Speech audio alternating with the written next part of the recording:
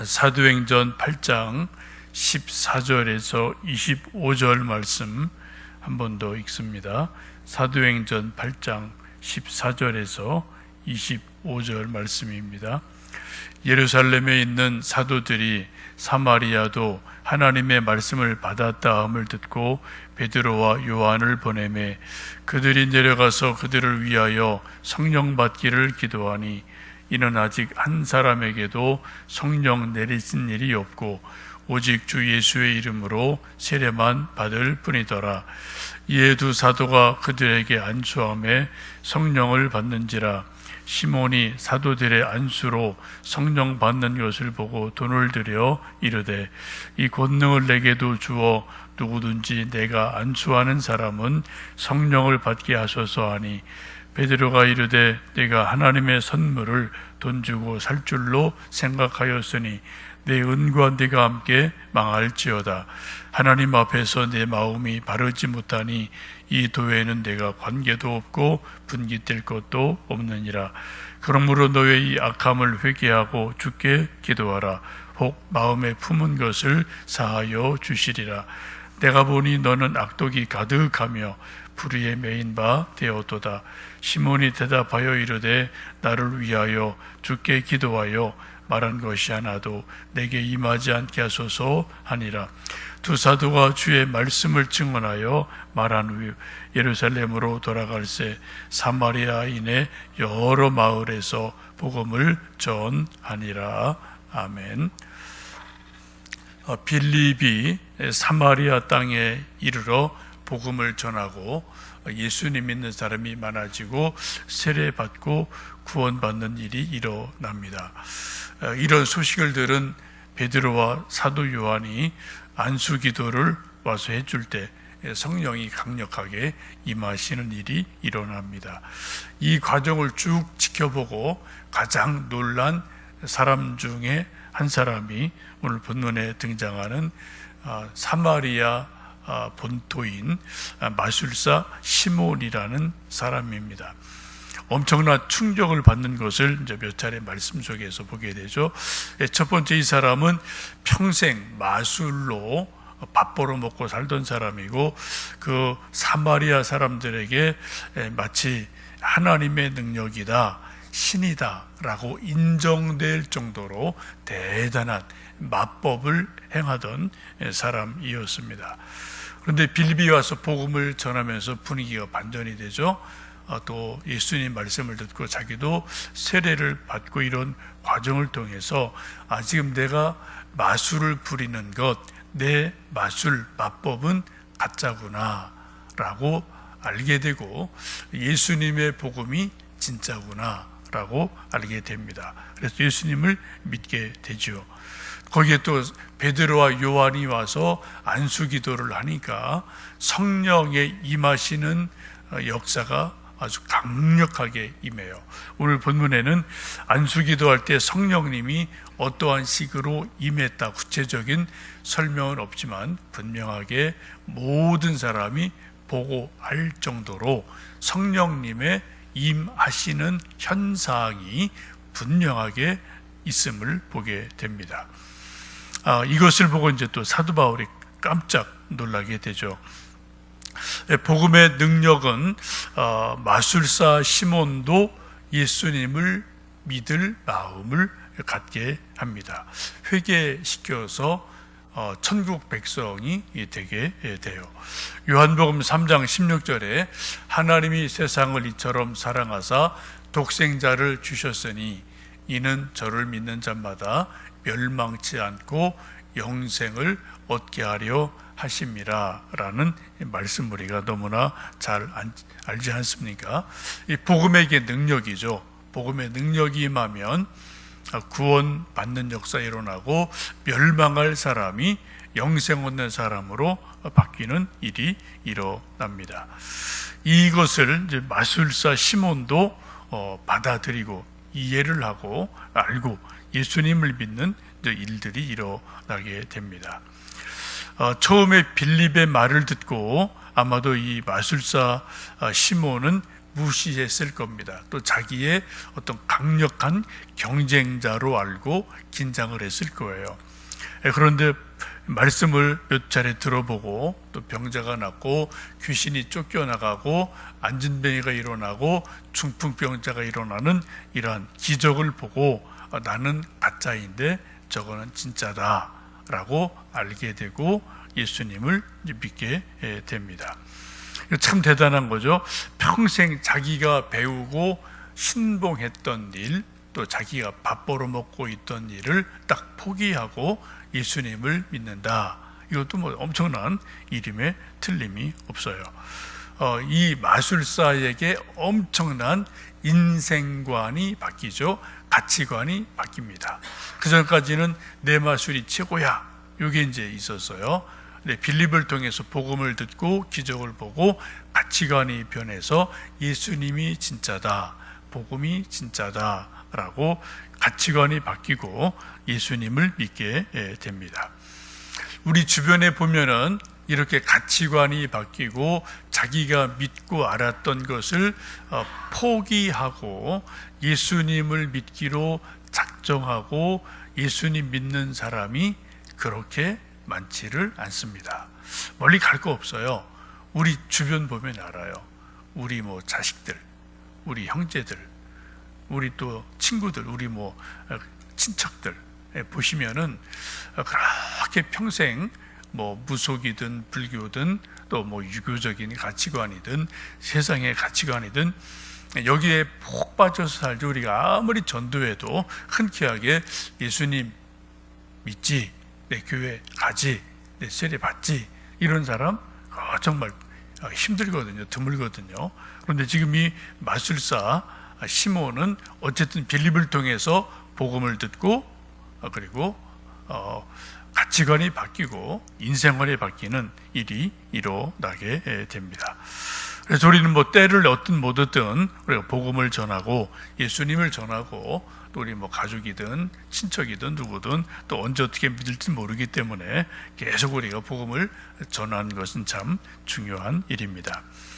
근데 예수님을 믿고 구원을 얻고 나서 신앙생활이 견고하게 서고 한 단계 더 성장하려면 꼭 하나 또 넘어가야 될 고개가 있어요. 이 고개가 성령님의 문제입니다. 오늘 본문이 그 말씀인 거죠. 베드로와 요한이 오기 전에는 성령이 임하지 않으셨다. 예수님 알고 믿지만 성령님이 뭐가 뭔지를 몰랐다. 그렇게 성경은 말씀을 합니다. 우리도 예수님을 믿고 복음을 믿고 세례받고 구원 얻는 것 참 중요한 믿음의 시작인데 또 중요한 것은 그런 믿음 생활의 연장선상에서 성령 체험이 분명히 있어야 된다는 거예요. 이제 성령의 체험은 뭐 다양하게 나타납니다. 성경 보시면 가장 포괄적인 의미로는 성령 충만함을 받아야 돼요. 그래서 사랑, 희락, 화평, 오래 참음, 자비, 양선, 충성, 온유, 절제, 우리 속사람의 영혼이 뭔가 이게 정말 질적인 변화를 가져와야 돼요. 이게 성장이 일어나죠. 또 하나는 고린도 전서 12장, 13장에 있는 것처럼 성령의 은사를 한두 개라도 체험을 해야 됩니다. 뭐 방언을 하든 능력을 체험하든 지혜의 말씀, 지식의 말씀을 경험하든 아니면 가장 좋은 은사인 사랑을 정말 열매를 맺든 뭔가 성령의 은사를 체험하는 것은 너무나 중요합니다. 120명의 성도들도 그들이 변화된 삶을 살게 된 것은 마가 다락방에서 기도할 때 성령님 불같이 바람같이 강력하게 임하고 그들의 삶이 바뀌었지 않습니까? 또 성경 보시면은 수많은 사람들도 성령의 역사를 통해서 그들이 인생관과 가치관이 진짜 바뀌고 속이 변하는 거죠. 속까지 완전히 바뀌는 이런 일들이 일어나게 됩니다. 베드로와 요한이 안수할 때 성령님이 임하게 되자 이것을 지켜보던 마술사 시몬이 깜짝 놀라서 하는 말이 내가 돈을 얼마든 드릴 테니 이 성령님을 나에게도 파세요. 나도 베드로와 요한처럼 내가 안수하면은 성령님이 막 뚝뚝뚝뚝 임하는 그런 일들이 있게 해주세요 라고 말을 합니다. 이것을 이제 일컬어서 쉽게 말하면 성령을 돈으로 사려 했다라는 거죠.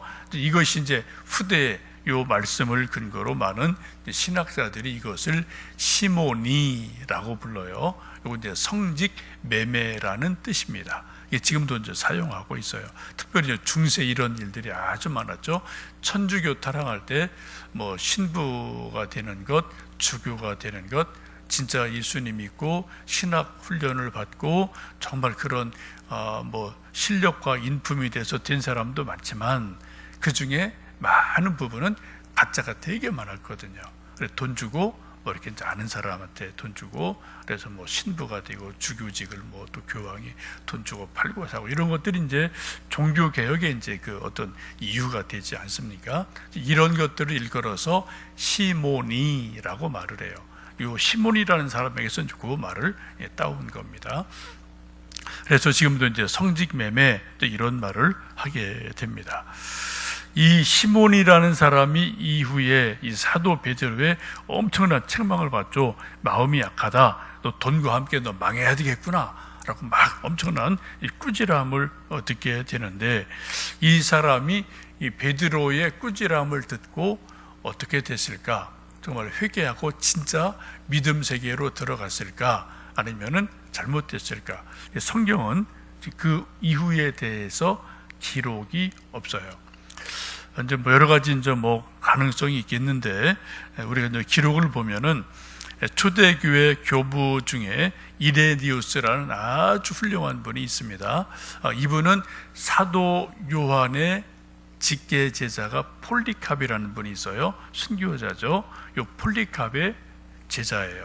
쉽게 말하면은 사도 요한의 제자의 제자, 손주쯤 되는 영적으로 이제 그런 사람이 이레니우스라는 사람이 있는데 이분의 이제 글을 보면은 이분이 이단 논박이라는 아주 중요한 책을 쓰고 있거든요. 그 초대 교회에 또 막 이단 문제가 있고 뭐 신학이 또 이제 옳다 그러다 또 뭐 이렇게 하다 보면 이제 뭐 정리 안 되는 부분이 있는데 이런 거를 정리한 아주 위대한 초대 교부예요. 그리고 특별히 아주 신학적으로 깊이가 있고 또 실력이 있는 이제 그런 분인데 이분이 이제 말하기를 이 시몬이라는 사람은 영지주의자의 창시자다 그렇게 봅니다. 영지주의라는 게 아주 묘한 이단이거든요. 영적인 지식을 깨우쳐야지 구원받는다. 요거예요. 뭐 조금 복잡한 또 말이 있는데 쉽게 말하면 예수님을 믿고 회개하고 예수님 믿음으로 구원받는 게 아니라 영적인 지식이 있으므로 영적 지식이 있으면 구원받는다. 여기 좀 다르죠, 그죠? 영적 지식이 필요하지만 영적 지식으로 우리가 구원받는 거 아니에요. 그건 믿음에 이르는 한 과정이고 필요한 도구일 뿐이죠. 여기 이제 영지주의다, 그노시즘이라고 말을 하는데 이것의 창시자다라고 봅니다. 그리고 이 사람이 로마에 가서 조금 삐딱한 잘못된 복음을 전하고 또 이제 마술사 출신이니까 또 옛날에 뭐 하던 가락이 있지 않겠습니까? 이런 가지고 또 많이 또 잘못된 복음을 전하게 됩니다. 그러다가 나중에 베드로가 로마에 가서 순교를 하죠. 이때 또 다시 한번 만나게 되고 베드로를 만나게 되고 베드로에게 책망을 받고 징벌을 받았다. 그러한 기록을 보게 됩니다. 여러분, 우리가 예수님 믿는 것은 너무나 중요합니다. 예수님을 바르게 더 잘 믿는 것은 너무나 중요해요. 더 중요해요. 그리고 지금도 우리 한국에도 소위 이제 정통교회가 대부분이고, 그러나 그렇지 않는 소위 이단, 사이비가 지금도 뭐 여기저기에 우후죽순같이 너무나 많거든요. 오히려 그런 데가 더 사회활동 더 잘해요. 더 매스컴 많이 타는 데도 있습니다. 사람들 볼 때 더 번듯번듯한 건물이 있고요. 하나님의 교회 보세요. 각 지방마다 보면은 건물 길목 좋은데 아주 큰 건물 번듯번듯하게 지어놓고요. 뭐 이렇게 현혹하는 것들이 지금도 우리나라에 있거든요. 하여튼 여러분, 예수님 믿는 것은 너무나 중요합니다. 그러나 더 중요한 것은 예수님을 바르게 믿는 것, 성령 충만함으로 더 깊이 믿는 것, 우리 속사람이 정말 변화되는 것, 이것은 더 중요한 일임에 틀림이 없습니다. 오늘도 우리가 성경 말씀 가르침을 받고 성령의 인도하심을 받고 또 바른 목회자들의 말씀을 배우고 건강한 믿음, 바른 믿음으로 승리하시는 오늘 하루 되시기를 주님의 이름으로 축복합니다. 함께 기도하겠습니다.